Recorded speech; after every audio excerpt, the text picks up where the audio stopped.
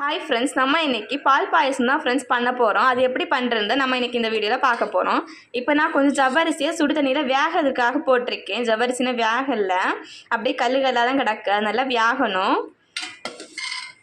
இங்கே பாருங்கள், எனக்கு தண்ணி கொஞ்சம் அதிகமாக வச்சுட்டு நீங்கள் கொஞ்சம் மீடியமாக வச்சுக்கோங்க.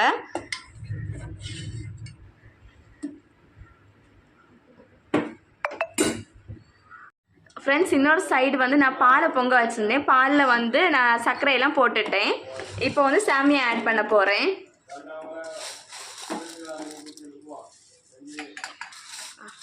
ஃப்ரெண்ட்ஸ், இப்போ நான் ஒரு 5 ஏலக்காயை நச்சு போட போகிறேன்.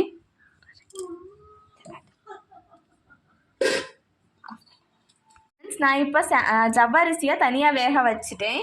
அது இப்போ வெந்துருச்சு. அதை நம்ம இப்போ அது பாலில் ஆட் பண்ணிக்கலாம். ஃப்ரெண்ட்ஸ், நான் இதுக்கு 6 டீஸ்பூன்ஸ் சுகர் ஆட் பண்ணியிருக்கேன். நீங்கள் உங்கள் சுகருக்கு ஏற்ற மாதிரி ஆட் பண்ணிக்கோங்க. இப்போ நம்ம பால் பாயசம் ரெடி ஆயிடுச்சு. நம்ம இப்போ நச்சு வச்சுருக்கேன்.